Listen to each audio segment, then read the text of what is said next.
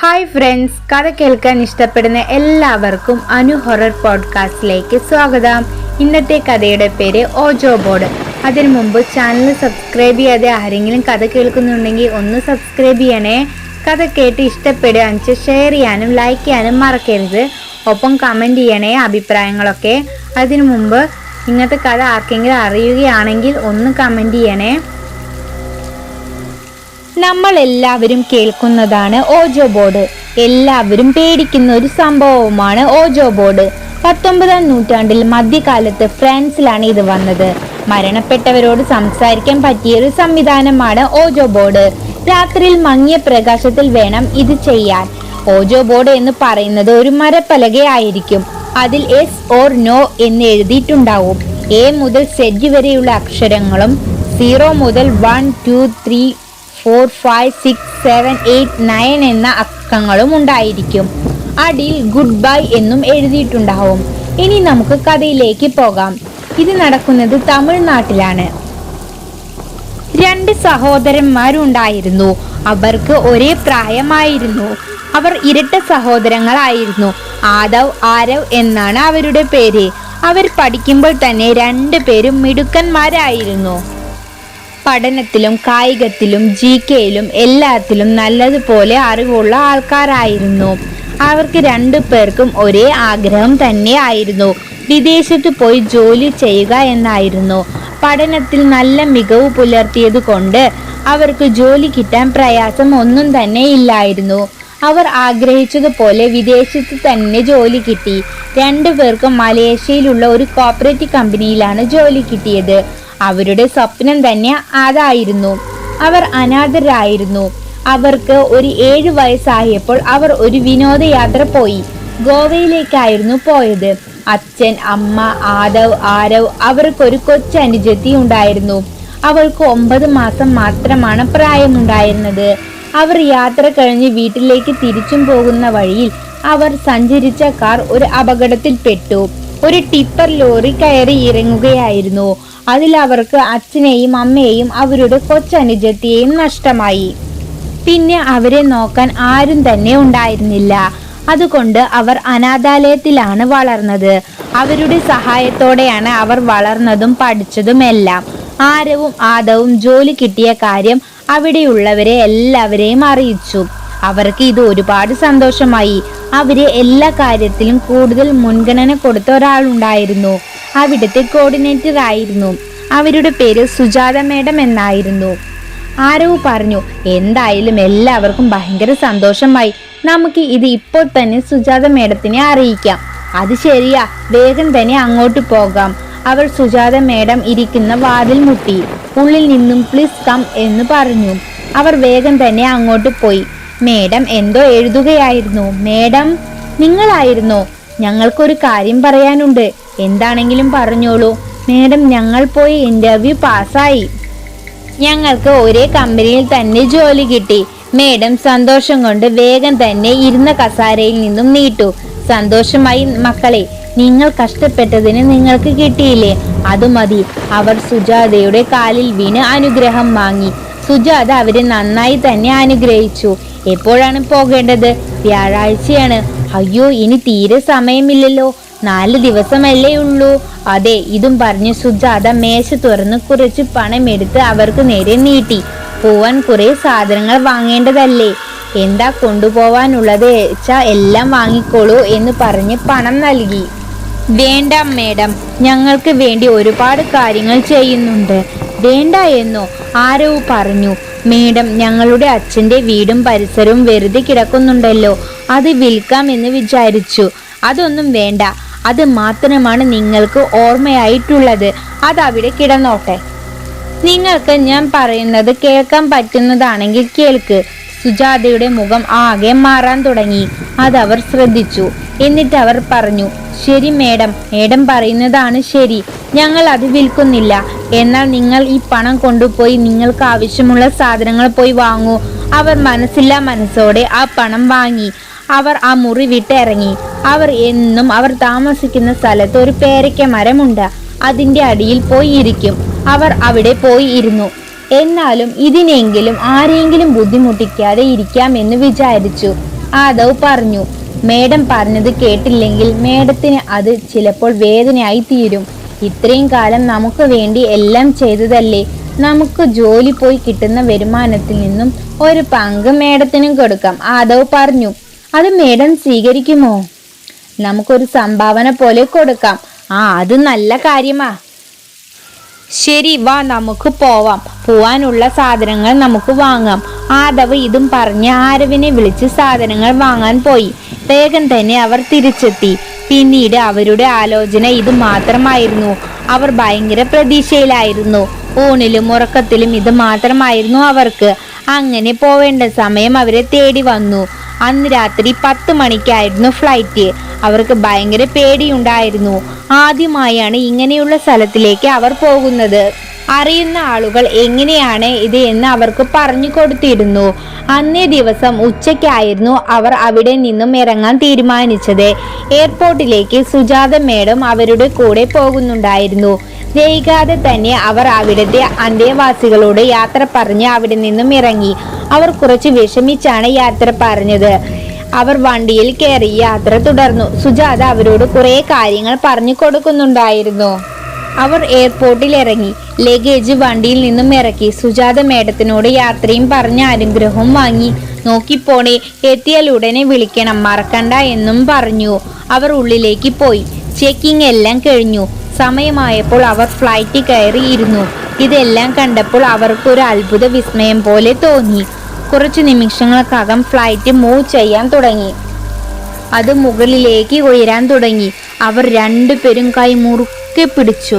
ആദ്യമായാണ് പോകുന്നത് കൊണ്ട് അവർക്ക് ഭയങ്കര പേടിയുണ്ടായിരുന്നു. പിറ്റേ ദിവസം രാവിലെ 6 മണിയോടെ മലേഷ്യയിൽ ലാൻഡ് ചെയ്തു. ചെക്കിംഗ് എല്ലാം കഴിഞ്ഞു. അവർ പുറത്തേക്ക് ഇറങ്ങി. അവരുടെ പേരെഴുതിയ ഒരു ബോർഡും പിടിച്ച് ഒരാൾ അവിടെ നിൽക്കുന്നുണ്ടായിരുന്നു. അവർ അയാളുടെ അടുത്തേക്ക് പോയി. അയാൾ ഇംഗ്ലീഷിലാണ് സംസാരിക്കുന്നത്. നിങ്ങൾ ആരാ? നിങ്ങളാണോ ആദവ് ആരവ്? അതെ, ഞങ്ങളാ. നിങ്ങളെ കൊണ്ടുവരാൻ കമ്പനി ഏൽപ്പിച്ചതാണ്. ഇങ്ങനെ കമ്പനിക്ക് വരുന്ന ആളുകളെ യഥാർത്ഥ സ്ഥലത്തിലേക്ക് കൊണ്ടുവിടാൻ കമ്പനി ഏർപ്പാടാക്കിയ ആളാണ്. ഓ ശരി. അവരുടെ ലഗേജ് എടുത്ത് അയാൾ കാറിലേക്ക് കയറ്റി വെച്ചു. എന്നിട്ട് അവർക്ക് ഡോർ തുറന്നു കൊടുത്തു. ഇത് കണ്ടപ്പോൾ അവർക്ക് ഒരു പുതുമ തോന്നി. കാർ മുന്നോട്ട് സഞ്ചരിക്കാൻ തുടങ്ങി. അവിടെയുള്ള കാഴ്ചകൾ കണ്ടപ്പോൾ അവർക്ക് ആകെ അത്ഭുതത്തോടെ നോക്കാൻ തുടങ്ങി. ആരവ് പറഞ്ഞു, ഇവിടേക്ക് കാണാൻ എന്ത് ഭംഗിയാണ്. അതെ. അപ്പോഴാണ് അയാൾ ചോദിച്ചത്, നിങ്ങൾ മലയാളിയാണോ? അതെ. നിങ്ങൾക്ക് മലയാളം അറിയുമോ? ഹാവു, രക്ഷപ്പെട്ടു. ഞങ്ങൾ പേടിച്ചിരിക്കുകയായിരുന്നു. ഇവിടെയെല്ലാം ഞങ്ങൾ ആദ്യമായാണ്. നിങ്ങൾ പേടിക്കണ്ട, ഇവിടെ ഒരുപാട് മലയാളികളുണ്ട്. നിങ്ങൾ വർക്ക് ചെയ്യുന്ന കമ്പനിയിൽ തന്നെ ഒരുപാട് മലയാളികളുണ്ട്. ഹാവു, ഇപ്പോഴാണ് ഒന്ന് ആശ്വാസമായത്. കുറച്ചു നേരത്തിന് ശേഷം ഒരു ഫ്ലാറ്റിന്റെ മുന്നിൽ കൊണ്ടുപോയി വണ്ടി നിർത്തി. അവരോട് ഇറങ്ങാൻ പറഞ്ഞു. ഇതെന്താ ഇവിടെ? ഇവിടെയാണ് നിങ്ങൾ താമസിക്കാൻ പോകുന്നത്. എന്താ ഇവിടെയോ? എന്താ, ഇഷ്ടമായില്ലേ? ഇതെല്ലാം ഞങ്ങൾ ആദ്യമായാണ് കാണുന്നത്, ആദവ് പറഞ്ഞു. അവരെ അയാൾ മുറിയിലേക്ക് കൊണ്ടുപോയി ആക്കി. ഇതെല്ലാം കണ്ടപ്പോൾ അവർ അതിശയത്തോടെയാണ് നോക്കി കണ്ടത്. എന്നിട്ട് പറഞ്ഞു, നിങ്ങൾ കുറച്ചു നേരം റെസ്റ്റ് ചെയ്തോളൂ. 10 മണിയാവുമ്പോൾ ഞാൻ വരാം. കമ്പനിയിലേക്ക് പോകാൻ റെഡിയായി നിന്നോളൂ എന്നും പറഞ്ഞ് അയാൾ പോയി. അവർ കുറച്ചു നേരം ഒന്നും മയങ്ങി. അവർ കമ്പനിയിലേക്ക് പോവാൻ റെഡിയായി നിന്നു. അയാൾ പറഞ്ഞ സമയത്ത് തന്നെ അവിടെ എത്തി. അവരെന്നെ കമ്പനിയിലേക്ക് കൊണ്ടുപോയി ആക്കി. അവർ അവിടെ എത്തി. അവർ വേഗം തന്നെ മാനേജറെ കണ്ടു. ജോലിയുടെ കാര്യങ്ങളെല്ലാം പറഞ്ഞു കൊടുത്തു. അവിടെ എല്ലാവർക്കും അവരെ പരിചയപ്പെടുത്തി കൊടുത്തു. അങ്ങനെ നല്ലതുപോലെ അവർ കുറെ കാലം മുന്നോട്ട് പോയി. അവർക്ക് അവിടെ 2 സുഹൃത്തിനെ കിട്ടി. അലക്സ് എന്നും മാത്യു എന്നുമാണ് അവരുടെ പേര്. അവർ 4 ആളും നല്ല സുഹൃത്തുക്കളായി മാറി.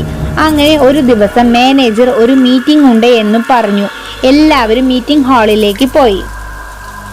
അവർ എല്ലാവരും അവിടെ പോയി ഇരുന്നു. അയാൾ വന്നു. ആദ്യം തന്നെ എല്ലാവരോടും വെൽക്കം പറഞ്ഞു. എനിക്ക് നിങ്ങളോട് ഒരു പ്രധാനപ്പെട്ട കാര്യം അറിയിക്കാനുണ്ട്. അതിനു വേണ്ടിയാണ് ഞാൻ നിങ്ങളെ ഇങ്ങോട്ട് വിളിപ്പിച്ചത്. ഇത് നമ്മുടെ MD അറിയിച്ചതാണ്. ആദ്യം തന്നെ പറയട്ടെ, നിങ്ങളുടെ എല്ലാവരുടെയും കൂട്ടായ പ്രവർത്തനം കൊണ്ട് നമ്മുടെ കമ്പനി ഇങ്ങനെ വളരാൻ കാരണമായത് നിങ്ങളാണ്. ഇതിന് കാരണം നിങ്ങളുടെ പ്രവർത്തനം ഇനിയും വേണം. ഇങ്ങനെ കൂട്ടായ പ്രവർത്തനം കൊണ്ട് നമുക്ക് പലതും നേടാൻ കഴിയും. ഇനി ഞാൻ പറയുന്ന കാര്യം എല്ലാവരും ശ്രദ്ധയോടെ കേൾക്കണം. നമ്മുടെ കമ്പനികൾ വേറെ കുറെ സ്ഥലത്തും തുടങ്ങിയിട്ടുണ്ട്. തമിഴ്നാട്ടിൽ ഒറക്കടം എന്ന സ്ഥലത്ത് നമ്മുടെ കമ്പനി സ്റ്റാർട്ട് ചെയ്തിട്ടുണ്ട്. അവിടെ മാത്രം കമ്പനി കുറച്ച് നഷ്ടത്തിലാണ് പോകുന്നത്. അതൊന്ന് മുന്നേറാൻ നിങ്ങൾ കുറച്ചു പേർ അങ്ങോട്ട് പോകണം. അവിടെ ജോലി ചെയ്യുന്നവരെ ഇതിനെക്കുറിച്ച് പഠിപ്പിക്കണം എന്നും ട്രെയിൻ ചെയ്യിക്കണം എന്നും അയാൾ പറഞ്ഞു. 3 മാസം കുറച്ചു പേർ അവിടെ പോയി വർക്ക് ചെയ്യണം. അതിന് കുറച്ചു പേരെ നിർദ്ദേശിച്ചിട്ടുണ്ട്. ഞാൻ അവരുടെ പേര് വായിക്കാം. 1 Alex, 2 Mathew, 3 Aadav, 4 Aarav, 5 Stella, 6 Jasmine, 7 Chandini, 8 Sharif. ഇവരെയാണ് തിരഞ്ഞെടുത്തിരിക്കുന്നത്. നിങ്ങൾക്ക് ആർക്കെങ്കിലും ബുദ്ധിമുട്ടുണ്ടോ? ഇല്ല എന്നും അവർ അറിയിച്ചു. എന്നാൽ ഞാൻ പോവാനുള്ളതെല്ലാം ശരിയാക്കി തരാം. അത് കുറച്ച് ഉള്ളേരിയയിലാണ് ആ കമ്പനി ഉള്ളത്. അതിനാൽ ഇവിടെയുള്ള സൗകര്യങ്ങൾ ഒന്നും ഉണ്ടാവില്ല. അതുകൊണ്ട് ആലോചിച്ച് തീരുമാനിച്ചാൽ മതി. അവർ എല്ലാവരും പറഞ്ഞു. ഞങ്ങൾ തയ്യാറാണ് എന്ന് പറഞ്ഞു. എന്നാൽ പോവാനുള്ള സമയം ഞാൻ നിങ്ങളെ അറിയിക്കാം. മീറ്റിംഗ് പിരിച്ചുവിട്ടിരിക്കുന്നു. അതിനുശേഷം അവർ എല്ലാവരും അവിടെ നിന്ന് പോയി. 8 ആളും ഒന്നിച്ച് ഒരു സ്ഥലത്ത് കൂടി. അലക്സ് പറഞ്ഞു, നമ്മൾ എല്ലാവർക്കും അങ്ങോട്ടും ഇങ്ങോട്ടും കൂടുതൽ ഒന്നും അറിയില്ല. ഇനി നമ്മൾ അറിയണം. നമ്മൾ ഒരു കെട്ടായി നിൽക്കണം. നമ്മൾ ഒരു പ്രധാനപ്പെട്ട കാര്യത്തിനാണ് പോകുന്നത്. എല്ലാവരും അത് ശരിവെച്ചു. അവർ തമ്മിൽ ഒരുപാട് പരിചയപ്പെട്ടു. എന്നിട്ട് ബാക്കിയുള്ള ജോലിക്ക് വേണ്ടി അവർ പോയി. അങ്ങനെ കുറച്ചു ദിവസം മുന്നോട്ട് പോയി. അപ്പോഴേക്കും അവർക്ക് പോവേണ്ട കാര്യങ്ങൾ എല്ലാം ശരിയാക്കി അറിയിച്ചു അവരേനെ. അങ്ങനെ അവർ പോയി. അവർ എല്ലാവരും എയർപോർട്ടിൽ വണ്ടി ഇറങ്ങി. അവിടെയുള്ള കമ്പനിയിലെ ഒരു ഉദ്യോഗസ്ഥൻ അവിടെ അവർക്ക് വേണ്ടി നിന്നിരുന്നു. അയാളുടെ പേര് ജോൺസൺ എന്നായിരുന്നു. അയാൾ വേഗം അവരുടെ അടുത്തേക്ക് പോയി കാര്യങ്ങൾ പറഞ്ഞു. അവർ എല്ലാവരും പരിചയപ്പെടുത്തി. നിങ്ങൾക്ക് എന്തെങ്കിലും ആവശ്യമുണ്ടെങ്കിൽ എന്നോട് പറയണേ എന്നും അയാൾ ഓർമ്മപ്പെടുത്തി. നിങ്ങളുടെ 3 മാസ കാലയളവിലും ഞാൻ നിങ്ങളുടെ കൂടെ ഉണ്ടാവും. ഇപ്പോൾ നിങ്ങൾക്ക് വേണ്ടി ഒരുക്കിയ വീട്ടിലേക്കാണ് പോകുന്നത്. അതിനുശേഷം നിങ്ങളെ കമ്പനിയിലേക്ക് കൊണ്ടുപോകും. ശരിയെന്നും പറഞ്ഞു. അവർ വണ്ടിയിൽ കയറി. എല്ലാവരും അവരുടെ അടുത്തുള്ള ഗ്ലാസുകൾ എല്ലാം തുറന്നിട്ടു. സിറ്റിയിലൂടെയാണ് പോയത്. പെട്ടെന്ന് വണ്ടി ഒരു ഇടവഴിയിൽ കൂടെ കയറി. അലക്സ് ചോദിച്ചു, ജോൺസൺ എങ്ങോട്ടാണ് പോകുന്നത്? അത് സാർ, ഇവിടെയാണ് വീട്. കുറച്ചുകൂടി ഉള്ളിലേക്ക് പോകണം. കമ്പനിയും ഇവിടെ തന്നെയാണ്. ഇത് കേട്ടപ്പോൾ എല്ലാവരും ഒന്ന് അന്തം വിട്ടു. കുറച്ചുകൂടി മുന്നോട്ട് പോയി. ആകെ ചുറ്റും കാട് പിടിച്ചു കിടക്കുകയായിരുന്നു. ഒരു വീട് പോലും കാണുന്നുണ്ടായിരുന്നില്ല. ഇത് കണ്ടപ്പോൾ അവരുടെ കണ്ണ് തള്ളിപ്പോയി. ആരവ്, നിങ്ങൾ എങ്ങോട്ടാ കൊണ്ടുപോകുന്നത്? എവിടെ എത്താറായി? ഈ കാട്ടുമുക്കിലാണോ വീട്? ഇത് പറഞ്ഞതും അയാൾ പെട്ടെന്ന് വണ്ടി നിർത്തി. എന്തിനാടോ നിർത്തിയത്? ഇറങ്ങൂ. ഇവിടെയോ? അതെ. അവർക്ക് അയാളോട് ദേഷ്യവും കലിയും വന്നു. അവർ എല്ലാവരും ഇറങ്ങി. അയാൾ പറഞ്ഞു, ആ കാണുന്ന വീടാണ് നിങ്ങൾക്ക് വേണ്ടി ഏർപ്പാട് ചെയ്തത്. അത് കണ്ടപ്പോൾ അവരുടെ കണ്ണ് ആകെ തള്ളിപ്പോയി. ഇത് വീടോ? കണ്ടപ്പോൾ തന്നെ അവർക്ക് അത് ഭയാനകമായി തോന്നി. അതൊരു പ്രേതാലയം പോലെ തോന്നി. ചുറ്റും കാട്. ജോൺസൺ പറഞ്ഞു, ഇവിടെയാണ് എന്നോട് പറഞ്ഞത്. സ്റ്റെല്ല പറഞ്ഞു, എനിക്കിത് കണ്ടിട്ട് തന്നെ പേടിയാവുന്നു. എന്നെ കൊണ്ടൊന്നും വയ്യ ഇവിടെ താമസിക്കാൻ. ഇനി നമ്മൾ സഹിച്ചേ പറ്റൂ. ഷെരീഫ്, വാ, അങ്ങോട്ട് പോകാം. അവർ എല്ലാവരും അതിന്റെ ഉള്ളിലേക്ക് പോയി. ജോൺസൺ കുറച്ച് താക്കോൽ കൂട്ടമെടുത്ത് അവരെ ഏൽപ്പിച്ചു. അതിൽ കുറച്ച് മുറിയുടെ താക്കോൽ ഉണ്ടായിരുന്നു. ആവശ്യമുള്ളത് എടുത്ത് തുറന്നെടുത്തോളൂ എന്നും പറഞ്ഞു. 3 നിലയുള്ള ഒരു വീടായിരുന്നു. മുകളിലത്തെ നില മാത്രം ഉപയോഗിക്കരുത് എന്നും പറഞ്ഞു. അതെന്താ? അലക്സ് ചോദിച്ചു. അത് പൊടി പിടിച്ച് കിടക്കുകയാണ് എന്നാണ് പറഞ്ഞത്. നിങ്ങൾ റെസ്റ്റ് ചെയ്തോളൂ, ഞാൻ ഭക്ഷണമായിട്ട് വരാം. നിങ്ങൾ പോകുന്നത് വരെ ഞാൻ ഇവിടെ ഉണ്ടാവും എന്നും പറഞ്ഞ് ജോൺസൺ പോയി. ബാക്കിയുള്ളവർ കീ എടുത്ത് മുറിയിലേക്ക് പോയി. ആദവും ആരവും ഒരു മുറിയിൽ, സ്റ്റെല്ല, ജാസ്മിൻ, ചാന്ദിനിയും ഒരു മുറിയിൽ, ഷെരീഫും അലക്സും മാത്യുവും ഒരു മുറിയും. അങ്ങനെ അവർ മുറികൾ ഉപയോഗിച്ചു. അവർ എല്ലാം വേഗം തന്നെ ഫ്രഷ് ആയി തുടങ്ങി. ജോൺസൺ നേരെ പോയി. അവിടെ ഒരു ചെറിയ പള്ളിയുണ്ട്. അങ്ങോട്ടാണ് പോയത്. പള്ളിയിൽ പോയി പ്രാർത്ഥിച്ചു. പുറത്തുള്ള പടിക്കെട്ടിൽ എന്തോ ആലോചിച്ചു മുഴുകിയിരിക്കുകയായിരുന്നു. പള്ളിയിൽ നിന്നും പ്രാർത്ഥിച്ച് ആദം എന്നൊരു വ്യക്തി ഇറങ്ങി വരികയായിരുന്നു. അപ്പോഴാണ് ജോൺസൺ അവിടെ ഇരിക്കുന്നത് കണ്ട്. ആരാ ഇവിടെ ഇരിക്കുന്നത്? എന്തായാലും അങ്ങോട്ടൊന്ന് പോയി നോക്കാമെന്ന് പറഞ്ഞ് ആദം അങ്ങോട്ട് പോയി. ഹേ ജോൺസൺ, നീ എന്താ ഇവിടെ?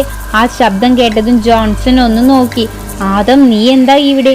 എടാ, എന്റെ വീട് ഇവിടെയോ? ഓ അല്ല, നീ എന്താ ഇവിടെ? ഇവിടെ ഒരു കമ്പനി ഉണ്ട്, അവിടെയാണ് എനിക്ക് ജോലി. ഓ അത് ശരി, നിന്റെ താമസം ഇവിടെ അടുത്താണ്. അവിടെ ഒരു വലിയ വീടില്ലേ? ഏത് വീട്? എടാ, ഈ തിരിവ് കഴിഞ്ഞ ആ അറ്റത്ത് ഒരു വലിയ വീട്. അതോ? ആദം അതിശയത്തോട് ചോദിച്ചു. നീ എന്താടാ ഇങ്ങനെ ചോദിക്കുന്നത്? എടാ, ആ വീട് താമസിക്കാൻ പറ്റുന്നതല്ല എന്നാണ് പറയുന്നത്. കേട്ടിട്ടുമുള്ളത്. നീ എന്തൊക്കെയാടാ ഈ പറയുന്നത്? അവിടെ ആരും തന്നെ താമസിക്കാറില്ല. അതൊരു പ്രേതാലയമാണ്. അതിന് രാത്രി ആളുകൾ നടന്നു പോകുമ്പോൾ കൂട്ടക്കരച്ചിലും അലർച്ചയും കുറേ ആത്മാക്കളും നടക്കാറുണ്ട് എന്ന് പറയുന്നുണ്ട്. കണ്ടവരുമുണ്ട്. അവിടെ താമസിച്ച ആളുകൾ ഒന്നും പിന്നെ ജീവിച്ചിരുന്നിട്ടില്ല എന്നാണ് പറയുന്നത്. നീ ഇതൊക്കെ പറയുന്നത് സത്യമാണോ? ഞാൻ എന്തിനാടാ നുണ പറയുന്നത്? അതിന്റെ ആവശ്യവുമില്ല. ഞാൻ കർത്താവിന്റെ മുന്നിൽ വെച്ചാണ് പറയുന്നത്. നീ ഇനി അവിടെ നിൽക്കണ്ട. അത് പറ്റില്ലടാ. ഞാൻ മാത്രമല്ല, കുറേ പേരുണ്ട്. മലേഷ്യയിൽ നിന്നും കമ്പനിക്ക് വേണ്ടി ആവശ്യമായി ഒരു ടീം വന്നിട്ടുണ്ട്. അവർ അവിടെയാണ് ഉള്ളത്. എന്നാൽ നീ എന്തായാലും അവരെ കാര്യം പറഞ്ഞ് മനസ്സിലാക്ക്. എത്രയും പെട്ടെന്ന് അവിടെ നിന്നും പോരാൻ നോക്ക്. അതാ നല്ലത്. ഞാൻ പോട്ടേട്ടോ. ആദത്തിനോട് യാത്ര പറഞ്ഞ് ജോൺസൺ വേഗം തന്നെ വീട്ടിലേക്ക് നടന്നു. ജോൺസൺ വീട്ടിലേക്ക് വേഗം വെച്ചു പിടിച്ചു. എല്ലാവരും ഫ്രഷായി അവർ ഹാളിൽ ഇരുന്നു. ചാന്ദിനി പറഞ്ഞു, എനിക്കെന്തോ ഇവിടെ എന്തോ കുഴപ്പമുള്ളത് പോലെ തോന്നുന്നു. എന്തു കുഴപ്പം? ജാസ്മിൻ ചോദിച്ചു. എന്തൊക്കെയുണ്ട്? അപ്പോഴേക്കും ജോൺസൺ ധൃതിയിൽ അങ്ങോട്ട് വരുന്നത് കണ്ടു. അവന്റെ വരവ് കണ്ട് അവർക്ക് എന്തോ പന്തികേട് തോന്നി. നമുക്ക് ഇവിടെ നിൽക്കണ്ട എന്ന് അവൻ പറഞ്ഞു. പെട്ടെന്ന് പോണം, എല്ലാവരും വരൂ. സ്റ്റെല്ല ചോദിച്ചു. എന്താണ്, വേറെ വീട് ശരിയായോ? ഇല്ല, ആദം പറഞ്ഞ കാര്യം അവരോട് പറഞ്ഞു. ഇത് കേട്ടപ്പോൾ എല്ലാവരും പൊട്ടിച്ചിരിച്ചു. പക്ഷെ ചാന്ദിനി ഇത് കേട്ടപ്പോൾ ഓർക്കൊരു ഭയം തോന്നി. പ്രേതമോ ഇവിടെ? എന്നാൽ ഒന്ന് കാണണമല്ലോ, അലക്സ് പറഞ്ഞു. ചാന്ദിനി ഒഴികെ എല്ലാവരും അതിനെ അനുകൂലിച്ചു. നിങ്ങൾ ഞാൻ പറയുന്നതെന്ന് കേൾക്ക്, ജോൺസൺ താഴ്മയായി പറഞ്ഞു. നിനക്ക് പേടിയാണെച്ചാൽ നീ പൊക്കോ, ഞങ്ങളില്ല. നിങ്ങളെ ഇവിടെ ഒറ്റയ്ക്കാക്കി എനിക്ക് പോവാൻ കഴിയില്ല. ഇവിടെ ഒരു കുഴപ്പവും ഇല്ല. ഇതും പറഞ്ഞ് അവർ മുറിയിലേക്ക് പോയി. ജോൺസൺ ആകെ പരിഭ്രമമായിരുന്നു. അപ്പോഴാണ് ആദം ഫോൺ ചെയ്തു. നീ പോന്നോ? ഇല്ലടാ, ഇവർ പറഞ്ഞിട്ട് വിശ്വസിക്കുന്നില്ല. അവര് ഇവിടെ ഇട്ട് എനിക്ക് വരാനും കഴിയില്ല. ആദം, ഞാൻ നാളെ വിളിക്കാം. ശരി എന്ന് പറഞ്ഞ് അവൻ ഫോൺ വെച്ചു. ചാന്ദിനി ആലോചിച്ചിരിക്കുകയാണ്. സ്റ്റെല്ല അവൾ ഇരിക്കുന്നത് കണ്ട് ചാന്ദിനി എന്ന് വിളിച്ചു. എന്താടാ, നീ എന്താ ഇങ്ങനെ ഇരിക്കുന്നത്? അല്ല, ഞാൻ ജോൺസൺ പറഞ്ഞ കാര്യം ആലോചിച്ചിരിക്കുകയായിരുന്നു. അപ്പോഴാണ് ജാസ്മിൻ പറഞ്ഞത്, നിനക്കെന്താ പ്രാന്തുണ്ടോ? നീ വന്ന് കിടന്നേ. അവർ നിർബന്ധിച്ച് അവളെ കിടത്തി. ഓരോരോ വർത്തമാനം പറഞ്ഞ് അവർ എപ്പോഴോ ഉറക്കത്തിലേക്ക് പോയി. ആദവ്, ആരവ്, അലക്സ്, ഷെരീഫ്, മാത്യു ഇവർ എല്ലാവരും റൂമിൽ ഇരിക്കുകയായിരുന്നു, സംസാരിക്കുകയുമായിരുന്നു. പെട്ടെന്ന് മുറിയുടെ പുറത്തു നിന്നും ഒരു ശബ്ദം കേട്ടു. ആരൊക്കെയോ നിലവിളിച്ച് ഓടുന്നത് പോലെ അവർക്ക് തോന്നി. ഇത് കേട്ടപ്പോൾ അവർ ഒന്ന് ഭയപ്പെട്ടു. അലക്സ്, എന്താടാ ഒരു ശബ്ദം? അതെ, ഞാനും കേട്ടു. മാത്യു പറഞ്ഞു. നമുക്ക് ഒന്ന് പുറത്തു പോയി നോക്കാം, വാ. അവർ വാതിൽ തുറന്നു പുറത്തേക്ക് ഇറങ്ങി. അപ്പോഴാണ് ശബ്ദം ഒന്നും കേൾക്കാതെ വന്നു. എവിടെ പോയി ആ ശബ്ദം? ഇപ്പോഴൊന്നും കേൾക്കുന്നില്ലല്ലോ, ഷെരീഫ് പറഞ്ഞു.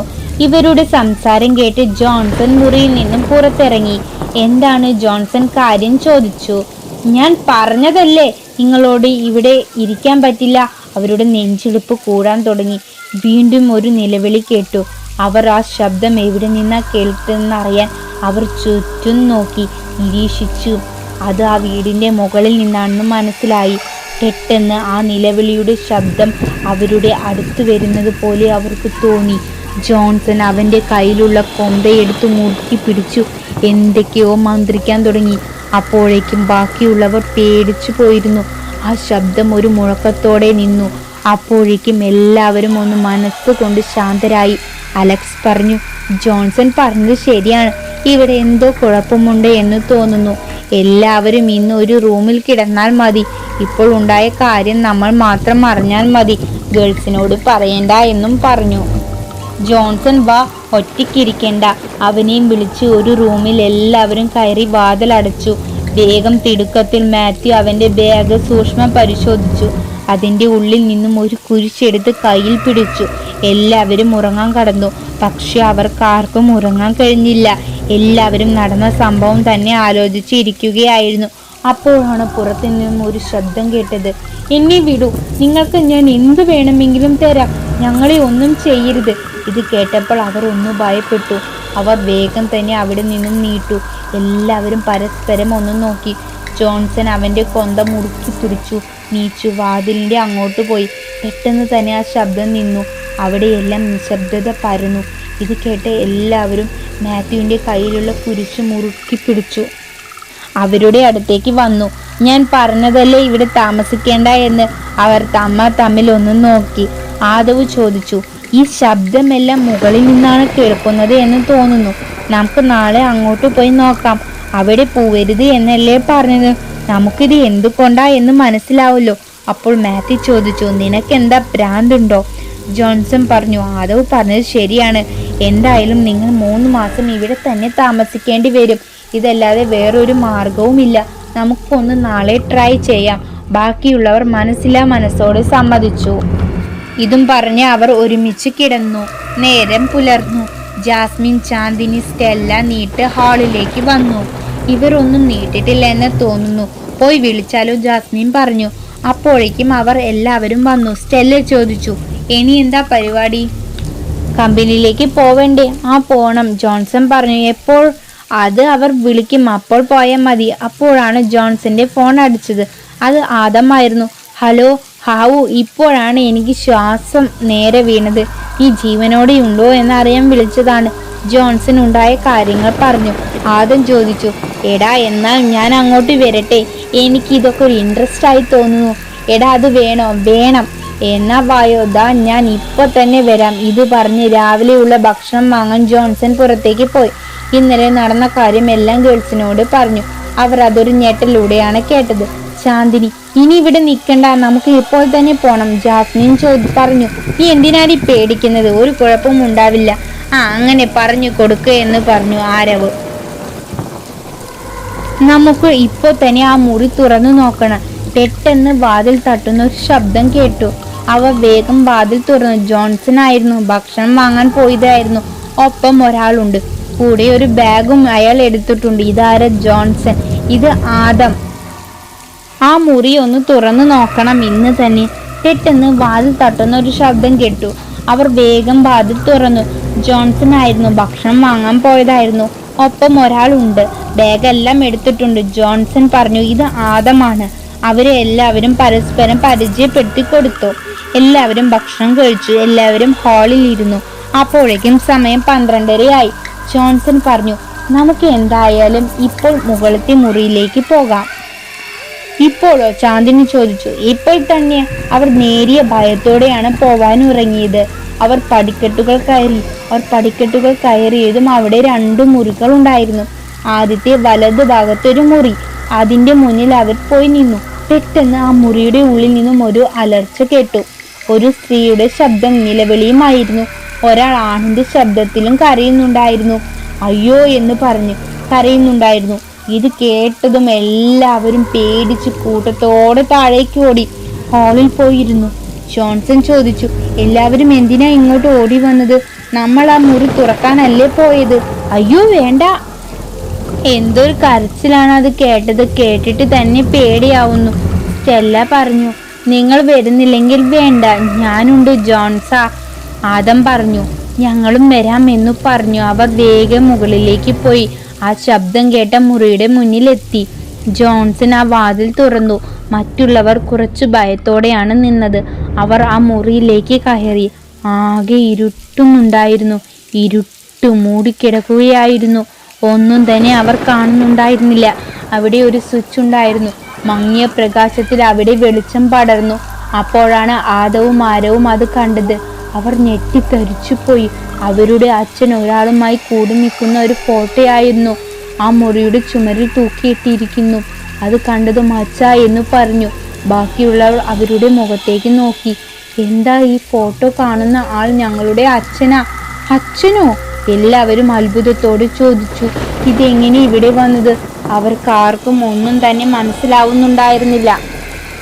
അവർ തമ്മിൽ ഒന്ന് നോക്കി. പെട്ടെന്ന് ആ മുറിയിൽ ആരോ കരയുന്നത് പോലെ ശബ്ദം വരാൻ തുടങ്ങി. അവർ ആകെ ഭയന്നുപോയി. എല്ലാവരും പരസ്പരം കൈ മുറുക്കെ പിടിച്ചു. അവർ പെട്ടെന്ന് അവിടെ നിന്നും എല്ലാവരും ഓടാൻ തുടങ്ങി. ആ കരച്ചിൽ ഭയാനകമായി അവർക്ക് തോന്നി. വേഗം ഒരു മുറിയിൽ കയറി കഥ കടച്ചു. ഇവിടെ എന്തോ കുഴപ്പമുണ്ട്, ഇനി എന്തു ചെയ്യും? മാത്യു ചോദിച്ചു. ആദം പറഞ്ഞു, ഇവിടുത്തെ പള്ളിയിൽ ഒരാൾ വരും. അയാൾ ക്രിസ്ത്യാനിയുമല്ല, മുസ്ലിമുമല്ല, ഹിന്ദുമല്ല, എല്ലാത്തിനുമുള്ള ഒരാൾ. അയാൾ ആത്മാക്കളോട് സംസാരിക്കാറുമുണ്ട്. ഞാൻ കേട്ടിട്ടുണ്ട്. ആത്മാക്കളുമായി സംസാരിക്കും. അയാളുടെ കയ്യിൽ ഒരു ഓജോ ബോർഡുമുണ്ട്.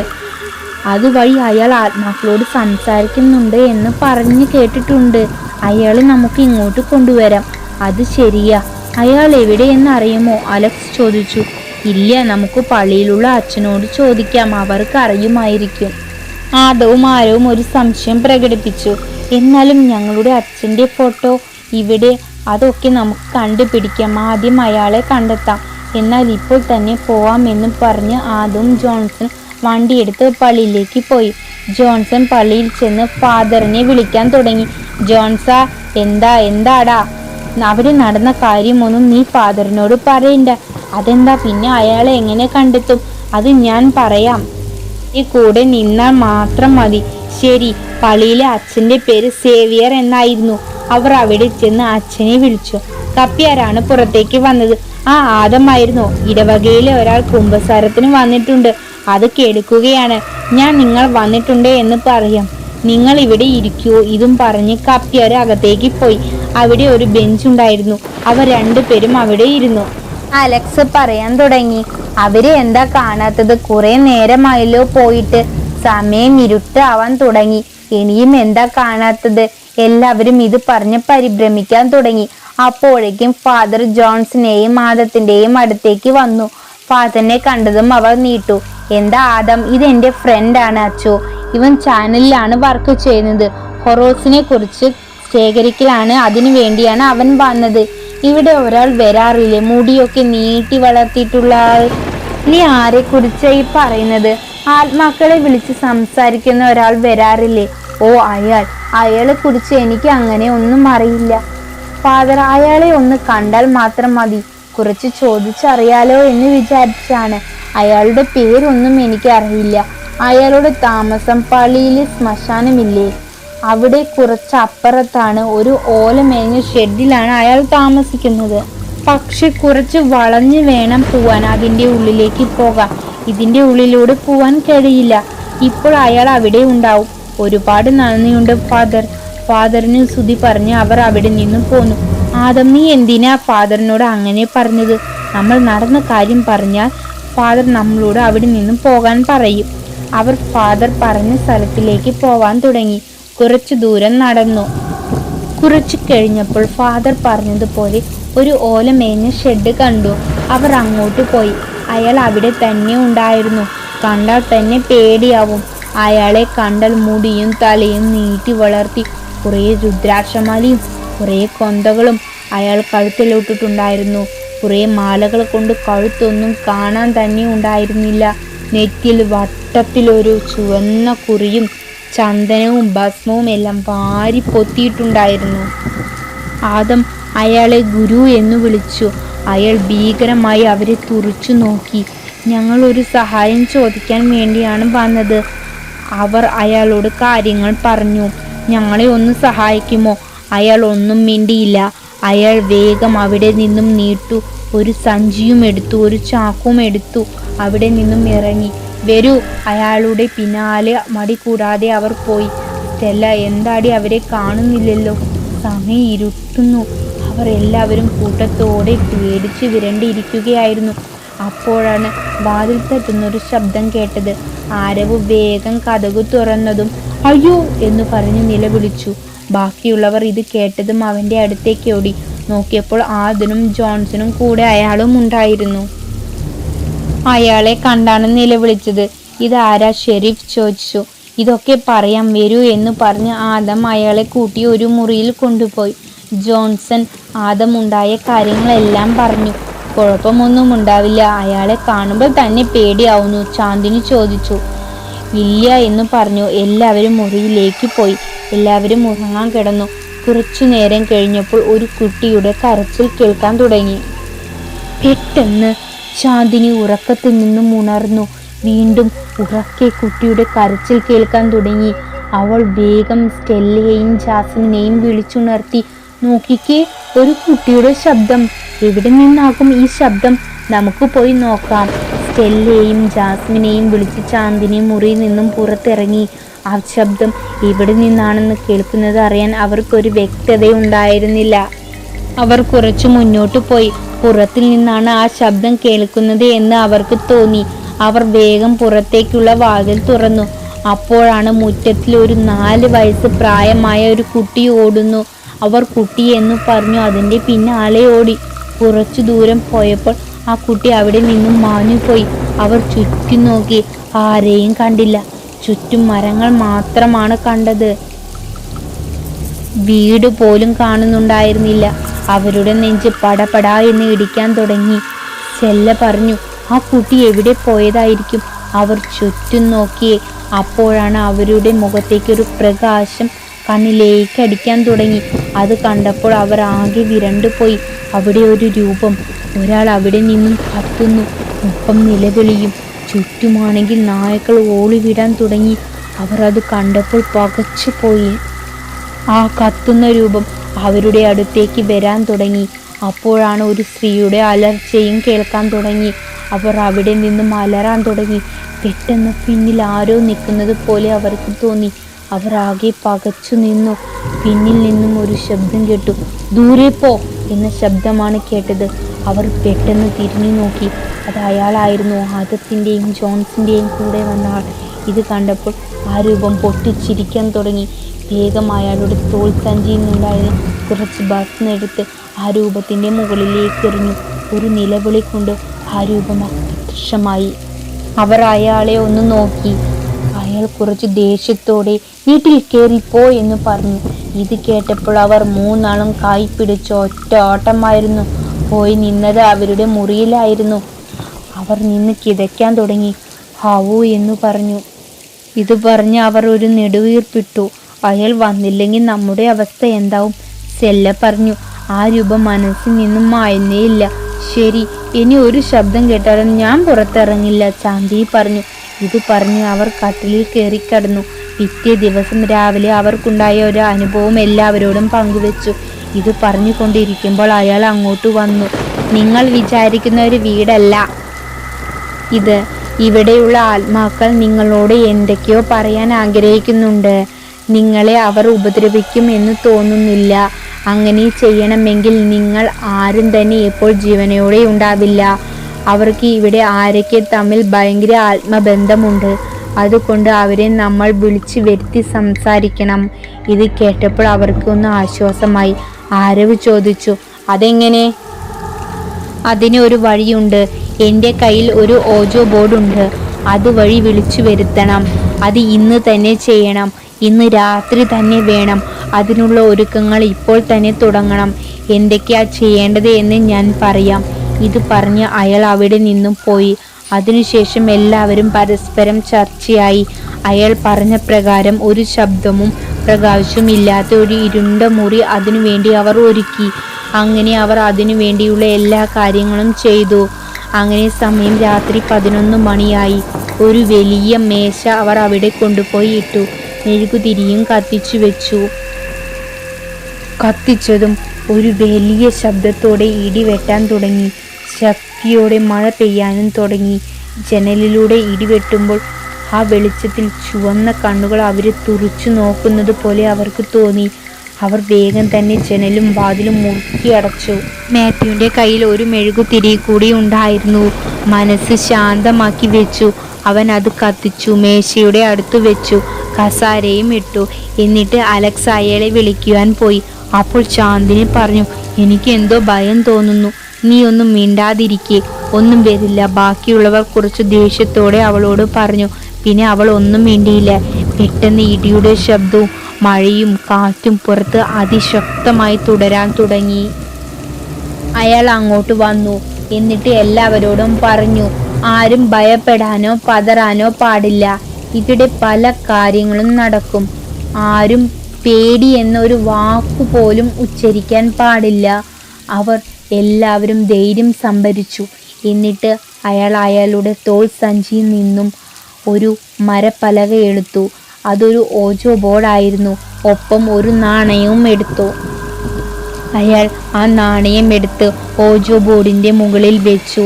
എന്നിട്ട് അയാൾ പറഞ്ഞു, please come, please come, please come എന്നു പറഞ്ഞു. പുറത്തുള്ള കാറ്റും മഴയും കൂടുതൽ ശക്തിയോടെ വരാൻ തുടങ്ങി. പെട്ടെന്ന് ആ മുറിയിൽ ഒരു തരം ശബ്ദം വരാൻ തുടങ്ങി. നാണയത്തിൽ വെച്ച വിരല് ഒന്ന് അനങ്ങാൻ തുടങ്ങി.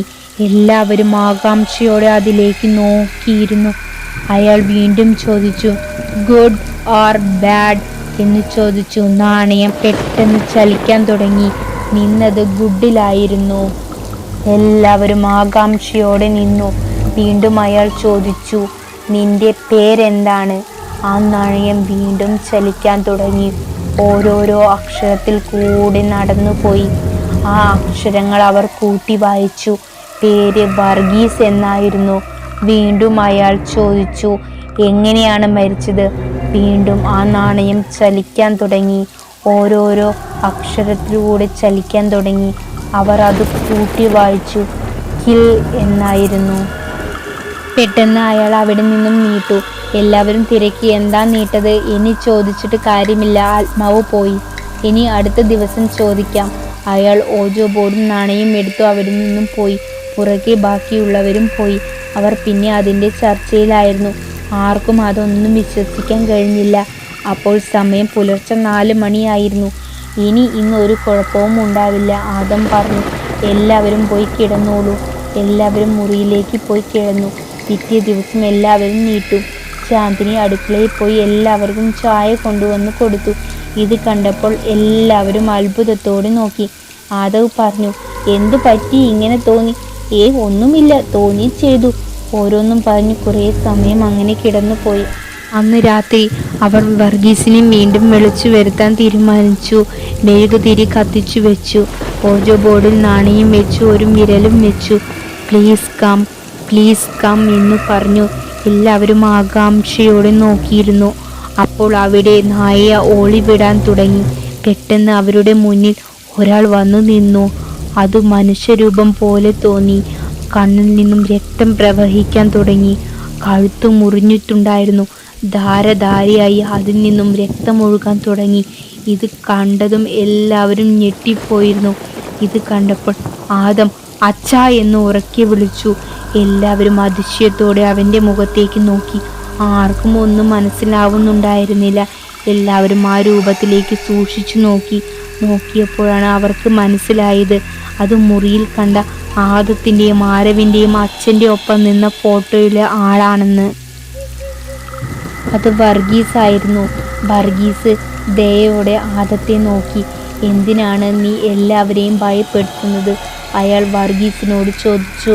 എന്നെ ഉപദ്രവിക്കാൻ വന്നതല്ലേ? അല്ല, ഞങ്ങൾ നിന്നെ സഹായിക്കാൻ വന്നതാണ്, ഒരിക്കലും ഉപദ്രവിക്കാൻ വന്നതല്ല, വർഗീസിനോട് അയാൾ പറഞ്ഞു. ബാക്കിയുള്ളവർ അതിശയത്തോടെ നോക്കി. ഇനി പറ വർഗീസ്, നിനക്കെന്താ പറ്റിയത്? ആരാണ് നിന്നെ കൊന്നത്? പറയാൻ ഒരുപാടുണ്ട്. ഇവിടെയുള്ള ആദവും ആരവും അവരുടെ അച്ഛൻ സാമുവൽ എന്നാണ്. ഞങ്ങൾ നല്ല സുഹൃത്തുക്കളായിരുന്നു. ചെറുപ്പം മുതലേ നല്ല സുഹൃത്തുക്കളായിരുന്നു. ഞങ്ങളുടെ ടേസ്റ്റും ഒന്നായിരുന്നു. ഞങ്ങൾ ഒരു ബിസിനസ് ചെയ്യാൻ വിചാരിച്ചു. ഒരു സ്വർണ്ണക്കടയാണ് തീരുമാനിച്ചത്. ഞങ്ങൾ അത് തുടങ്ങാൻ കുറച്ച് കഷ്ടപ്പെട്ടു. ഞങ്ങളുടെ കിടപ്പാടം വിറ്റാണ് അത് തുടങ്ങിയത്. ഞങ്ങളുടെ ബിസിനസ് പെട്ടെന്ന് തന്നെ വളർന്നു. ഞങ്ങൾ വിറ്റ സ്വത്തുക്കളെല്ലാം തിരിച്ചെടുത്തു. ഞങ്ങൾ നല്ല സുഹൃത്തുക്കളായിരുന്നു. ഒരു ദിവസം ഞങ്ങൾക്കറിയുന്ന ഒരു കോൺട്രാക്ടർ ഉണ്ട്. വർഗീസ് അവിടെ നിന്നും പെട്ടെന്ന് പോയി. ഇതെന്തു പറ്റി? അയാൾ എവിടെ പോയി? ആദവ് ചോദിച്ചു. അയാൾ എങ്ങോട്ടും പോയിട്ടില്ല, ഇപ്പോൾ വരും. അയാൾ വീണ്ടും അവിടെ വന്നു നിന്നു. ഞങ്ങൾ ബിസിനസ്സുമായി ബന്ധപ്പെട്ട് അന്ന് ഞങ്ങൾ ഒരാളെ പരിചയപ്പെട്ടു. കോൺട്രാക്ടറായിട്ടുള്ള മകളുടെ കല്യാണ ആവശ്യത്തിന് അയാൾ ഞങ്ങളുടെ സ്ഥാപനത്തിൽ നിന്നാണ് സ്വർണം എടുത്തത്. അതുകൊണ്ട് തന്നെ കല്യാണം വിളിച്ചിട്ടും ഉണ്ടായിരുന്നു. ഞങ്ങൾ കല്യാണത്തിന് പോയി. കുറച്ച് ദൂരെയാണ്. കല്യാണത്തിന് പങ്കെടുത്തു. തിരിച്ചു വരികയായിരുന്നു. അപ്പോൾ സമയം രാത്രി 10 മണിയായി കാണും.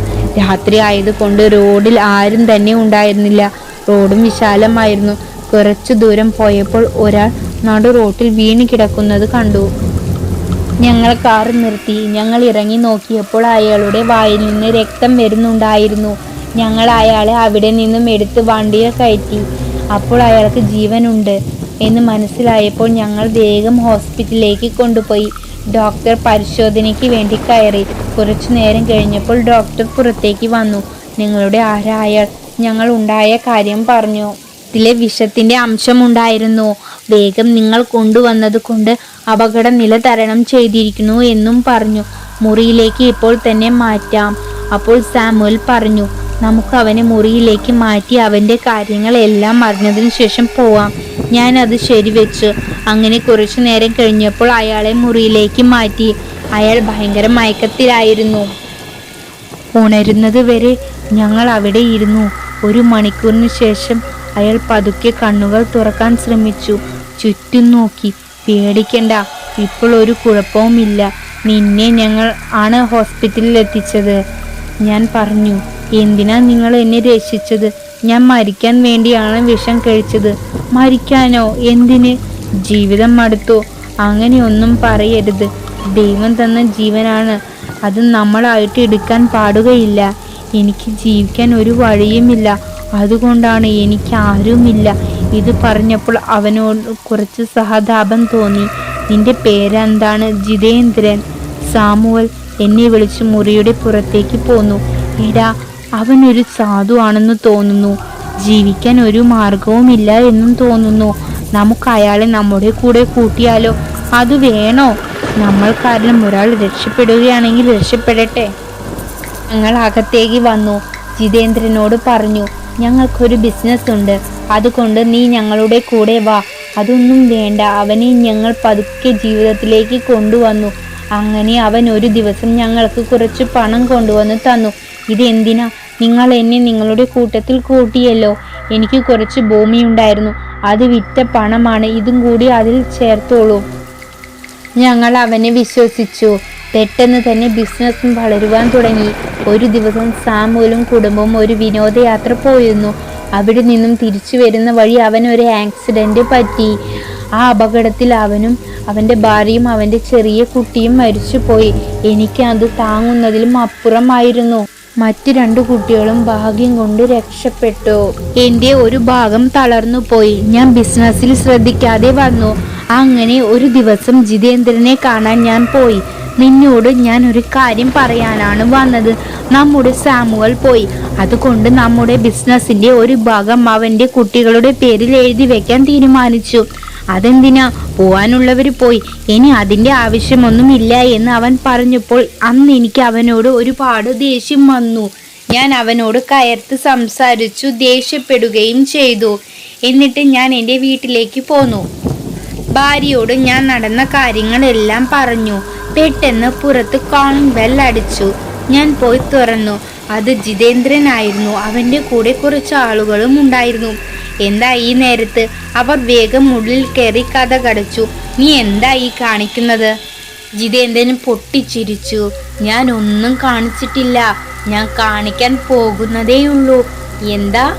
നിന്റെ ഒന്നും കാല് പിടിച്ച് നീ തരുന്ന വരുമാനത്തിൽ എപ്പോഴും എനിക്ക് ജീവിക്കാൻ കഴിയില്ല. എനിക്ക് വളരണം. അതിന് കഷ്ടപ്പെട്ടാണ് ഞാൻ ഒരാളെ ഒഴിവാക്കിയത്. ഈ ഭൂമിയിൽ നിന്നു തന്നെ ഒഴിവാക്കിയത്. ആ ശല്യം ഒഴിവായ ആശ്വാസത്തിലിരിക്കുമ്പോഴാണ് നിന്റെ ഒരു ഷെയർ കൊടുക്കൽ. നീ എന്താ പറഞ്ഞത്? നീ സാമുവലിനെ? ഞാൻ അവൻ്റെ കുത്തിന് പിടിച്ചു. എടാ മഹാദ്രോഹി, നിന്നെ ഞങ്ങൾ സ്വന്തം സഹോദരനെ പോലെ അല്ലേ കണ്ടത്? എന്നിട്ടും നീ എന്ത് മഹാപാപിയാണ്! ഇത് കണ്ട എൻ്റെ മകനും ഭാര്യയും ആകെ പേടിച്ചിരുന്നു. അവൻ്റെ കൂടെയുള്ളവർ എൻ്റെ ഭാര്യയുടെ കഴുത്തിന് കത്തിവെച്ചു. പെട്ടെന്ന് ആ സംഭവത്തിൽ ഞാൻ പതറിപ്പോയി. എന്താ ചെയ്യേണ്ടത് എന്ന് അറിയാതെ വന്നു. എൻ്റെ ഭാര്യയെ വിട്. നിനക്ക് എന്ത് വേണിച്ചാലും ഞാൻ തരാം. എൻ്റെ ഭാര്യ നിനക്ക് എത്ര വെച്ച് തന്നതാ. എന്നിട്ടും ഞാൻ അപ്പോൾ മോനോട് പറഞ്ഞു, മോനെ വേഗം പോയി ഇവിടെ നിന്നും പോയി രക്ഷപ്പെടും. ഇത് കേട്ടത് മോൻ ഓടി വീടിൻ്റെ പിൻവശത്തു കൂടി രക്ഷപ്പെട്ടു. എൻ്റെ ഭാര്യയെ വിട്. ഞാൻ ജിതേന്ദ്രനെ കാലു പിടിച്ചു പറഞ്ഞു, നിനക്ക് എന്താ വേണ്ടത്? പണമാണോ? ഞാൻ മുഴുവനും തരാം. നീ എന്തു ചോദിച്ചാലും തരുമോ? തരാം. നിന്റെ ഭാര്യയെ കണ്ട മുതൽ എനിക്ക് തുടങ്ങിയതാ മോഹം. എടാ, നിന്നെ ഞാൻ അവനെ തല്ലാൻ വേണ്ടി പോയപ്പോഴേക്കും അവൻ്റെ കൂടെയുള്ളവർ എൻ്റെ ഭാര്യയുടെ കഴുത്തറുത്തു. അവൾ നിലത്ത് വീണു പിടയാൻ തുടങ്ങി. ഞാൻ അവരുടെ കാല് പിടിച്ചു പറഞ്ഞു രക്ഷിക്കാൻ. അവൻ ഒരു ദയയും കാണിച്ചില്ല. അവർ എന്നെ പിടിച്ചു വെച്ചു. അപ്പോഴേക്കും അവളുടെ ശ്വാസം നിലച്ചുപോയി. ജീവനില്ലാത്ത അവളുടെ ശരീരം അവർ എൻ്റെ കണ്ണിൻ്റെ മുന്നിൽ വിളിച്ച് ഒരു ദയവുമില്ലാതെ പിരിച്ചു ചീന്തി. ഞങ്ങളെ രക്ഷിക്കാൻ ആരും വന്നില്ല. അങ്ങനെ അവരെ ആക്രമിക്കാൻ പോയതും അവൻ്റെ കൂടെയുള്ള ആൾ എൻ്റെ കഴുത്തിന് കത്തിക്കയറ്റി. പിന്നീട് അവൻ ഞങ്ങളുടെ ബിസിനസ് എല്ലാം അവൻ്റെ പേരിലാക്കി. ഞങ്ങൾ 3 ആളുടെ പേരിലായിരുന്നു സ്വത്തുക്കൾ. 2 ആള് പിന്നെയും അവനും മാത്രമായിരുന്നു ആ സ്വത്തിന് അവകാശികൾ. ഞങ്ങൾ 2 പേരും മരിച്ചത് കൊണ്ട് പിന്നെ അവൻ്റെ കീഴിലായി എല്ലാം. അവൻ ഉയരങ്ങളിലേക്ക് പറന്നു. വിദേശത്തായിരുന്നു അവന് കൂടുതൽ ബിസിനസ്. ഇവിടെയും കുറേ ബിസിനസ് ഉണ്ട്. നിങ്ങൾ വർക്ക് ചെയ്യുന്ന കമ്പനിയുടെ MD ആണ്. അവൻ്റെയാണ് ആ കമ്പനികൾ മുഴുവനും. ഇത് കേട്ടപ്പോൾ അവർ ഒരു ഞെട്ടലിലൂടെയാണ് അത് കേട്ടത്. ആദം പൊട്ടിക്കരഞ്ഞു. പെട്ടെന്ന് വർഗീസ് അവിടെ നിന്ന് അപ്രത്യക്ഷമായി. അവർ പരസ്പരം നോക്കി. എവിടെ പോയി വർഗീസ്? എല്ലാവരും പരസ്പരം ചോദിച്ചു. വർഗീസ് വരും എന്ന് അയാൾ പറഞ്ഞു. ഒരു തുറന്ന ശബ്ദത്തിലൂടെയാണ് പറഞ്ഞത്. അവർ പിന്നെ ഒന്നും മിണ്ടിയില്ല. ആദം പ്രതീക്ഷയോടെ ഇരുന്നു. പെട്ടെന്ന് വർഗീസ് വന്നു. അപ്പോൾ മുറി ആകെ ഒന്ന് കുലുങ്ങാൻ തുടങ്ങി. വർഗീസിൻ്റെ മുഖമാകെ മാറാൻ തുടങ്ങി. കണ്ണുകളിൽ വെള്ള നിറം വരാൻ തുടങ്ങി. എല്ലാവർക്കും ആ രൂപം കണ്ടപ്പോൾ പേടിയാവാൻ തുടങ്ങുമായിരുന്നു. അതൊരു ഭയാനകമായി അവർക്ക് തോന്നി. നിങ്ങൾ എന്നെ സഹായിക്കുമോ? വർഗീസ് ചോദിച്ചു. ഞങ്ങളോ? അവർ ചോദിച്ചു. എങ്ങനെ? അപ്പോഴും ഓജോ ബോർഡിൻ്റെ മുന്നിലിരിക്കുന്ന ആൾ ഒന്നും മിണ്ടിയില്ല. നിങ്ങൾക്ക് അവനെ ഇങ്ങോട്ട് എത്തിക്കാൻ പറ്റുമോ? എല്ലാവരും പരസ്പരം ഒന്നും നോക്കി. ജോൺസൺ, ഗുരു, ഞങ്ങൾ എന്താ ചെയ്യേണ്ടത്? നിങ്ങൾക്ക് പറ്റുമെങ്കിൽ പറയൂ. ആദവും മരവും ഞങ്ങൾ കൊണ്ടുവരാം എന്ന് പറഞ്ഞു. എല്ലാവരും അതിന് സപ്പോർട്ട് ചെയ്ത് സംസാരിച്ചു. വർഗീസ് പല്ലുകൾ ഇരുമ്പാൻ തുടങ്ങി. പുറത്ത് മേഘങ്ങൾ ഗർജിക്കാൻ തുടങ്ങി. എന്നിട്ട് വർഗീസ് അവിടെ നിന്ന് അപ്രത്യക്ഷമായി. അലക്സ്, ഗുരു എന്ന് വിളിച്ചു. അയാൾ ഒന്ന് തുറിച്ചു നോക്കി എല്ലാവരെയും. ഗൗരവത്തിൽ എന്താ എന്ന് ചോദിച്ചു. ജിതേന്ദ്രനെ എത്തിക്കാൻ. അതിന് ഞാൻ ഒന്നും ചെയ്യില്ല. നിങ്ങൾ ചെയ്യേണ്ടതാണ്. ഞാൻ ആത്മാവിനെ ഓജോ ബോർഡ് വഴി വിളിച്ചു വരുത്തുക മാത്രമാണ് ചെയ്യേണ്ടത്. അവർക്ക് വേണ്ടത് നിങ്ങളാണ് എത്തിക്കേണ്ടത്. വേറെ ഒന്നും തന്നെ ഞാൻ ചെയ്യില്ല. ഇത് പറഞ്ഞ് അയാൾ അവിടെ നിന്നും പോയി. ജോൺസൺ, ആദം എന്ന് വിളിച്ചു. നിന്റെ വീടാണോ ഇത്? അതെ. അപ്പോൾ ഞങ്ങളോട് എന്താ പറയാനത്? സത്യം പറഞ്ഞാൽ അച്ഛനെയും അമ്മയും കൊന്നയാളെ എനിക്ക് ഒന്നും ചെയ്യാൻ കഴിയില്ല. അതുകൊണ്ടാണ് ഞാൻ പറയാനത്. എല്ലാവരും എന്നോട് ക്ഷമിക്കണം. ആദവും ആരവും അവനെ കൊല്ലുക തന്നെ ചെയ്യണമെന്ന് പറഞ്ഞു. ആദവിൻ്റെയും ആരവിൻ്റെയും കണ്ണിൽ നിന്ന് കണ്ണീർ പൊഴിയാൻ തുടങ്ങി. മറ്റുള്ളവർ അവരെ ആശ്വസിപ്പിച്ചു. നമുക്ക് തീരെ സമയമില്ല. അയാളെ നമ്മൾ ഇവിടെ എത്തിക്കണം, മാത്യു പറഞ്ഞു. അതെങ്ങനെ എത്തിക്കും? ആദം പറഞ്ഞു. അപ്പോൾ അതിന് നിങ്ങൾ വിചാരിച്ചാൽ നടക്കും. എങ്ങനെ? ആദം കുറച്ച് കാര്യങ്ങൾ അവർക്ക് പറഞ്ഞു കൊടുത്തു. അവർ അതേപോലെ ചെയ്യുവാൻ തീരുമാനിച്ചു. ആരവ് അവരുടെ മലേഷ്യയിലുള്ള കമ്പനി മാനേജറെ വിളിച്ചു. ഹലോ സർ, ഞാൻ ആരവാണ്. പറയൂ ആരവ്. ഞാൻ ഒരു കാര്യം പറയാനാണ് വിളിച്ചത്. ഇവിടുത്തെ കാര്യം കുറച്ച് കഷ്ടമാണ്. ഞങ്ങൾ കുറച്ച് പ്രധാന കാര്യം MDയോട് സംസാരിക്കാനുണ്ട്. അവരെ കോണ്ടാക്ട് ചെയ്യാൻ നമ്പർ ഒന്ന് തരുമോ? ഞാൻ ഇപ്പോൾ തന്നെ മെയിൽ ചെയ്യാം. എന്നിട്ട് അയാൾ ഫോൺ വെച്ചു. പെട്ടെന്ന് തന്നെ മെയിലിലൂടെ അയാളുടെ നമ്പർ വന്നു.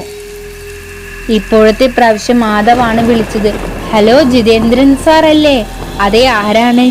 ഞാൻ ആദവാണ്. മലേഷ്യയിൽ നിന്നും തമിഴ്നാട്ടിലുള്ള കമ്പനിയിലേക്ക് വന്ന ആളാണ്. എന്താ കാര്യം? പറയൂ. ഇന്ന് കമ്പനിയിൽ പോയപ്പോൾ അവിടെ ഒരാൾ സാറിൻ്റെ സുഹൃത്താണെന്ന് പറഞ്ഞു വന്നിരുന്നു. അയാൾക്ക് സാറിനെ കാണണമെന്നാണ് പറയുന്നത്. അയാൾ ഇവിടെ നിന്നും പോകുന്നില്ല. എൻ്റെ ഏത് ഫ്രണ്ട്? വർഗീസ് എന്നാ പേര് പറഞ്ഞത്. എന്താ പറഞ്ഞത്? വർഗീസോ? No chance. എന്താ സാർ, വർഗീസ് എന്നാണോ? അതെ. എന്തെങ്കിലും പ്രശ്നമുണ്ടോ സാർ? ഒന്നുമില്ല. അയാൾ എവിടെ? ഇവിടെ ഞങ്ങളുടെ കൂടെയുണ്ട് സാർ. എന്താ ഞങ്ങൾ ചെയ്യേണ്ടത്? ഞാൻ അങ്ങോട്ട് വരാം. നിങ്ങൾ അയാൾ പോവാതെ പിടിച്ചു നിർത്തണം. ശരി എന്ന് പറഞ്ഞ് അയാൾ ഫോൺ വെച്ചു. എല്ലാവരും തിടുക്കത്തിൽ ചോദിച്ചു, എന്തായി? Plan success. ആദം പറഞ്ഞു, വരട്ടെ അവൻ. അവർ അയാളെ പ്രതീക്ഷിച്ചിരുന്നു. അതിനുള്ള കരുതലെടുത്തു. കുറച്ചു നേരം കഴിഞ്ഞപ്പോൾ വീടിൻ്റെ മുന്നിൽ ഒരു കാർ പാഞ്ഞു വന്നു നിന്നു. അതിൽ നിന്നും ഒരാൾ ഇറങ്ങി, പാൻറ്റും സൂട്ടും ഇട്ട ഒരാൾ. അവർക്ക് അപ്പോൾ തന്നെ മനസ്സിലായി അത് ജിതേന്ദ്രനാണ് എന്ന്. അയാൾ വന്നു പറഞ്ഞു, ഞാൻ ജിതേന്ദ്രനാണ്, വരൂ സാർ വന്നിരിക്കൂ, അലക്സ് പറഞ്ഞു. ആദവിനും ആരവിനും ആദത്തിനും ദേഷ്യം അടക്കാൻ കഴിഞ്ഞില്ല. എവിടെ നിങ്ങൾ പറഞ്ഞ വർഗീസ്? അത് പറയാം, സാർ ഇരിക്കൂ. എനിക്ക് ഇരിക്കാനൊന്നും സമയമില്ല. ജോൺസൺ വേഗം കഥ കടച്ചു. എന്തിനാ നീ കഥ കടച്ചത്? പെട്ടെന്ന് അലക്സ് അയാളുടെ 2 കൈയും പിടിച്ചു കെട്ടി. എന്താ ഈ കാണിക്കുന്നത്? അവർ എല്ലാവരും അയാളെ ബലമായി ഒരു കസാരയിൽ കെട്ടിയിട്ടു. നിങ്ങൾ എന്താണ് ഈ ചെയ്യുന്നത്? എന്നെ അഴിച്ചുവിട്. നിങ്ങൾ എന്താ ഈ ചെയ്യുന്നത്? എന്നെ ചീറ്റ് ചെയ്യുകയാണോ? നിങ്ങളെ ഞാൻ വെറുതെ വിടില്ല. അയാളെ നോക്കി അവർ പുച്ഛത്തിലൊന്ന് ചിരിച്ചു. ആ കസാരയ്ക്ക് വട്ടമിട്ട് അവർ നടന്നു. ജിതേന്ദ്രൻ ബഹളം വെക്കാൻ തുടങ്ങി. നിനക്ക് എന്താ കാണേണ്ടത്? വർഗീസിനെ അല്ലേ? വരാൻ സമയമാവുന്നേ ഉള്ളൂ, വരും. നീ ഒന്നുകൊണ്ടും ഭയപ്പെടേണ്ട, അലക്സ് പറഞ്ഞു. നീ ഒക്കെ ആരാ? ആദം പറഞ്ഞു. ഞാൻ ആരാണെന്ന് നിനക്ക് ഞാൻ പറഞ്ഞു തരാം. ഞാൻ ആദം. നീ ഈ പേര് കേട്ടിട്ടുണ്ടോ? എവിടെയെങ്കിലും കേട്ടിട്ടുണ്ടോ? ആദം, അതെ, നീ ഉദ്ദേശിച്ചത് തന്നെ. വർഗീസിന്റെ മകൻ. നിന്നെ പേടിച്ച് വീട്ടിൽ നിന്നും ഉറങ്ങി ഓടി രക്ഷപ്പെട്ട ആ കുട്ടി. ഇപ്പോൾ ഓർമ്മയുണ്ടോ? ആദവിനെയും ആരവിനെയും ആദം ചൂണ്ടിക്കാണിച്ചു പറഞ്ഞു. അത് സാമുവലിന്റെ മക്കൾ, ആദവ്, ആരവ്. ഒരു ഞെട്ടലിലൂടെയാണ് അവൻ അത് കേട്ടത്. നിങ്ങൾ എന്നെ വേഗം അഴിച്ചുവിട്ടോ. നിങ്ങൾക്ക് എന്നെ ഒന്നും ചെയ്യാൻ കഴിയില്ല. ഇങ്ങനെ കൊല ചെയ്തിട്ട് തന്നെ ഞാൻ എൻ്റെ ബിസിനസ്സുകളെല്ലാം വളർത്തിയെടുത്തത്. നിന്റെയൊക്കെ അച്ഛൻ്റെയും അമ്മയ്ക്കും ഉണ്ടായ വിധിയായിരിക്കും നിങ്ങൾക്കും. മര്യാദയ്ക്ക് എന്നെ അഴിച്ചുവിട്ടോ. ഇത് കേട്ടപ്പോൾ ആദവ് അയാളുടെ അടുത്തേക്ക് വന്ന് കരണം പുകച്ചൊന്നങ്ങോട്ട് കൊടുത്തു. അപ്പോഴേക്കും ഓജോ ബോർഡ് എടുത്ത് അയാൾ അങ്ങോട്ട് വന്നു. അയാൾ ആ മേശയിട്ട് അവിടെ ഇരുന്നു. ഓജോ ബോർഡും നിർത്തി വെച്ചു. നാണയവും അതിൽ വെച്ചു. പ്ലീസ് കം എന്ന് പറഞ്ഞു. അപ്പോൾ ജിതേന്ദ്രൻ ബഹളം വെക്കാൻ തുടങ്ങി. പെട്ടെന്ന് അവിടെ എന്തോ ചത്ത് ചീഞ്ഞു നാറുന്ന ഒരു മണം വരാൻ തുടങ്ങി. പെട്ടെന്ന് ജിതേന്ദ്രൻ ഒന്ന് ഞെട്ടി. ജിതേന്ദ്രന്റെ മുന്നിൽ വർഗീസ് വന്നു നിന്നു. വർഗീസ്? അതേടാ, വർഗീസ് തന്നെ. വർഗീസ് അയാളുടെ കെട്ടുകൾ അഴിച്ചുവിട്ടു. അയാൾ അവിടെ നിന്നും നീട്ടു വാതിൽ തുറന്നു പുറത്തേക്ക് ഓടി. ജിതേന്ദ്രന്റെ പിന്നാലെ വർഗീസും പാഞ്ഞു. ജിതേന്ദ്രന് രക്ഷപ്പെടാനാതെ അവനു ചുറ്റും തീഗോളങ്ങൾ വട്ടമിട്ട് കത്താൻ തുടങ്ങി. അവന് ശബ്ദം പോലും ഇടരാൻ തുടങ്ങി. വർഗീസ്, എന്നെ ഒന്നും ചെയ്യരുത്. ഇത് പറയാൻ പോലും അവൻ സമയം കൊടുത്തി. ജിതേന്ദ്രനെ എടുത്ത് വർഗീസ് മുകളിലേക്കിട്ടു. പെട്ടെന്ന് താഴേക്ക് വീണു. അവൻ്റെ തല പൊട്ടിച്ചിതറി. എവിടെ നിന്നോ ഒരു കൂട്ടം നായ്ക്കൾ വന്നു അവൻ്റെ ശരീരഭാഗങ്ങൾ കടിച്ചെടുത്തു എങ്ങോട്ടോ ഓടിപ്പോയി. എല്ലാവരും ആകാംക്ഷയോടെ ഓജോ ബോർഡിൻ്റെ മുന്നിലിരുന്നു. വർഗീസ് വരുന്നതും കാത്ത് കുറച്ചു നേരം കഴിഞ്ഞ് അയാൾ വന്നു. ഞാൻ പകരം ചെയ്തു, ഞാൻ പോകുന്നു. വർഗീസ് പോവുകയാണ് എന്ന് പറഞ്ഞു പോയി.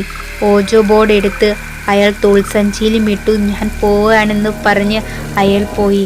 അപ്പോൾ തന്നെ അവിടെ നിന്നും പോയി. അവരുടെ നന്ദി വാക്കു പോലും കേൾക്കാൻ നിന്നില്ല. ചാന്ദിനി പറഞ്ഞു, ഇനി പേടിയില്ലാതെ ഉറങ്ങാലോ. അതിനു മുമ്പ് മാത്യു പറയാൻ തുടങ്ങി. ജിതേന്ദ്രൻ വന്ന വണ്ടി അവിടെ എവിടെയെങ്കിലും കൊണ്ടുപോയി ഇടണം. അത് ശരിയാ, വേഗം വാ, നേരം വെളുക്കാറായി.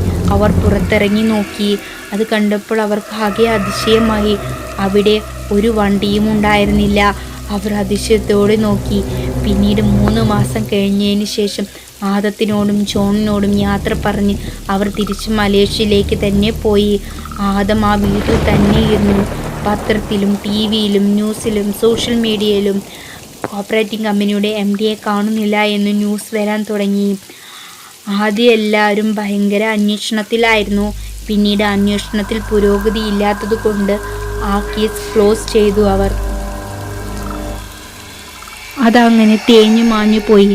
പിന്നീട് ബിസിനസ് എല്ലാം അയാളുടെ മക്കളാണ് നടത്തിയത്. അങ്ങനെ ജീവിതം എല്ലാവരുടെയും മുന്നോട്ട് പോയി. കഥ ഞാൻ ഇവിടെ നിർത്തുന്നു. എല്ലാവർക്കും കഥ ഇഷ്ടപ്പെട്ടു എന്ന് വിശ്വസിക്കുന്നു. ഇഷ്ടപ്പെട്ടു വെച്ച് ലൈക്ക് ചെയ്യാനും ഷെയർ ചെയ്യാനും മറക്കരുത്. അപ്പോൾ അഭിപ്രായം കമൻറ്റിലൂടെ പറയണേ. ചാനൽ സബ്സ്ക്രൈബ് ചെയ്യാതെ ആരെങ്കിലും കഥ കേൾക്കുന്നുണ്ടെങ്കിൽ ഒന്ന് സബ്സ്ക്രൈബ് ചെയ്യണേ. അടുത്ത ദിവസം വേറൊരു നല്ലൊരു കഥയായിട്ട് വരാം കേട്ടോ. ബൈ.